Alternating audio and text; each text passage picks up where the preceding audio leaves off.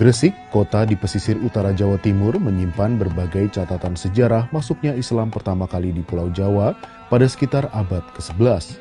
Di kota ini, Maulana Malik Ibrahim atau yang dikenal sebagai Sunan Gresik menyebarkan ajaran dan nilai agama Islam melalui pergaulan. Sebagai kota pesisir, tak heran pembauran budaya terjadi di daerah yang juga dijuluki sebagai kota wali maupun kota santri ini. Elemen budaya peradaban pesisir ini salah satunya terwujud dalam hal kuliner, termasuk kudapan khas Ramadan yang melegenda, Bongko Kopior.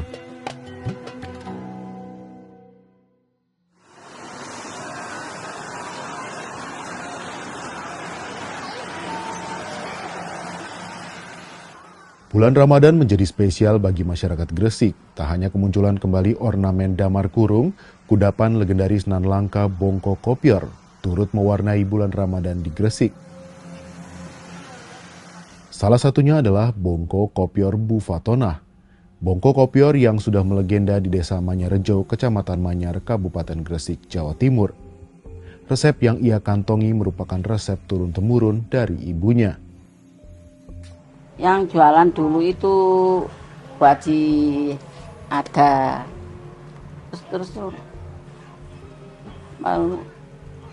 jualannya aku gak jualan karena diturunnya di sini Bu Jana. Jana ku ibu saya. Lihat ibu saya bikin Bongko Kopior.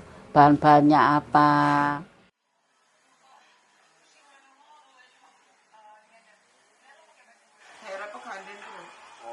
Setiap harinya ia bisa menghabiskan 10 sisir pisang mas dan 20 butir kelapa muda untuk menghasilkan 250 bungkus Bongko Kopior.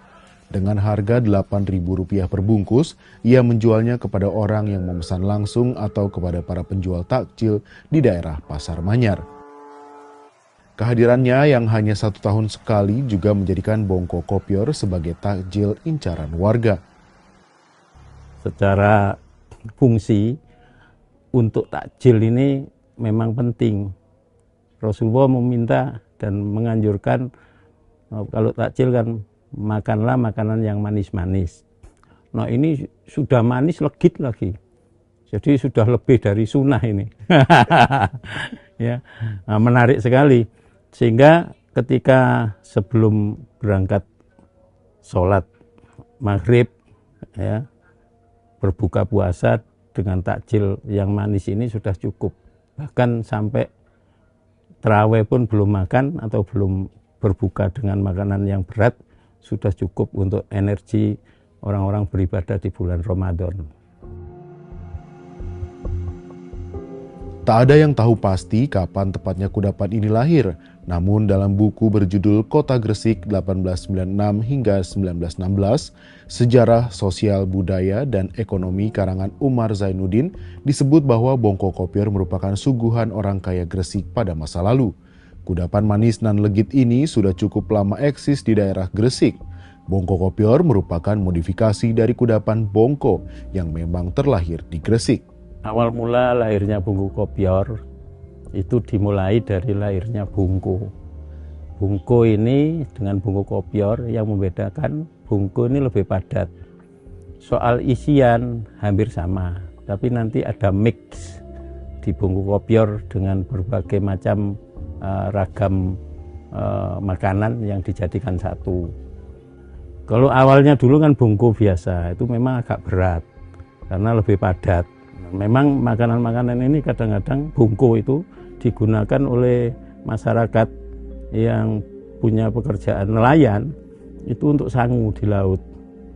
Lebih awet, tidak gampang basi, karena tidak bakal basi maka bisa dimakan kapan saja.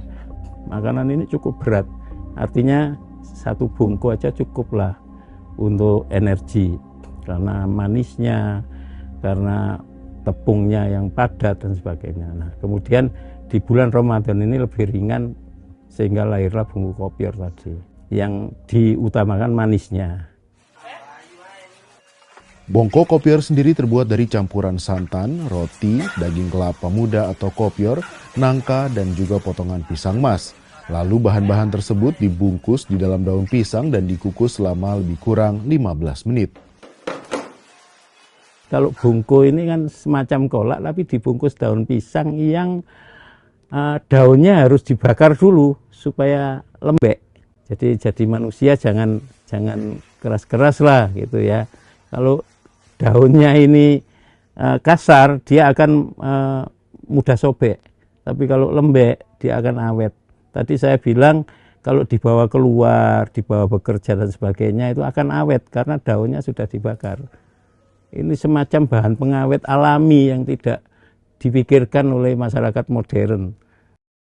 Namun di balik balutan daun pisang yang sederhana tersimpan makna filosofis yang mendalam soal kehidupan dan Ramadan. Bungku kopior punya makna yang menarik ketika kita membicarakan bungku kopior. Jadi hampir semua inti makanan yang ada di situ bisa dimaknai secara filosofi. Nangka ya, atau nongko kalau bahasa Jawa. Nah, nangka ini adalah sebuah tanaman yang musiman ya. Luarnya itu kasar, bergerigi, tapi dalamnya enak. Maka sebagai kota santri, jadilah manusia yang punya hati yang lembut, yang bermanfaat bagi masyarakat, ya. Tidak walaupun di luarnya kelihatan kasar karena memang orang pesisir, orang nelayan tidak bisa ngomong halus. Jadi memang kelihatan seperti nangka, tapi hatinya lembut seperti isinya nangka.